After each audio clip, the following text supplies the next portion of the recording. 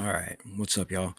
I'm gonna lay this out real quick just to show like what I'm going through, what I do, and how I let the trade come to me, or how I would if I was going to do this. Again, this isn't financial advice. This is just what I've learned and how I do things.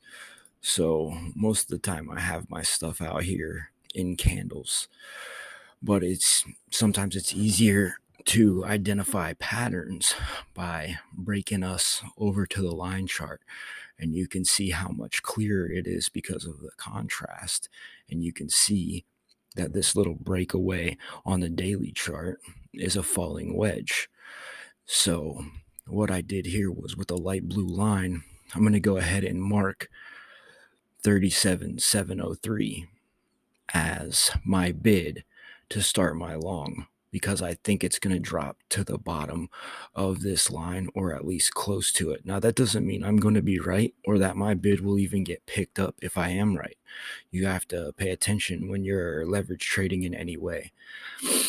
Um, but just from what I'm looking at here, there's a good chance it'll drop that far. But there's also a good chance that I'm completely wrong and it won't even get caught at all.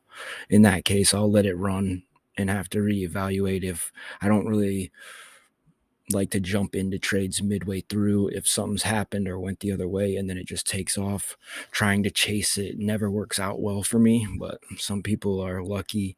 I've gotten lucky before too. Um, but generally, I don't get lucky. So I'm going to set my bid here at 37,703 to long Bitcoin at about 13 times leverage. You can use FEMX, or XBT is really popular right now. I'll set my stop loss here at 36,930, and then my take profit, I'll lay it out at 39,957, or a straight 40K. Don't get greedy. Take small wins. These are just lessons I've learned the hard way by letting something go up and then thinking it's going to go further and not taking my profit. And then all of a sudden, 2 hours later, I get out of my car and check, and I'm all the way back down to where I started. So take what you can get while you can get it. Don't ever be concerned like, well, what if it goes up this high? It's crypto. It's going to come back down eventually. And if you're leverage trading, it shouldn't really matter what the price is at. All it should matter is your loss and your gain. And you're always going to have a chance to pick it up later. Um, but that's pretty much, I just wanted to lay that out, like what I'm looking at, what I'm checking, and how I'm laying out my trade. And again, I'm setting this bid so that the price falls to me and then it gets long. I am not looking at where the price is at right now and like, oh, I'm going to set my bid to 38,147, because I don't think it's going to ever. You want the trade to come to you. You want to capture it. And then you have this plan laid out for it to do this.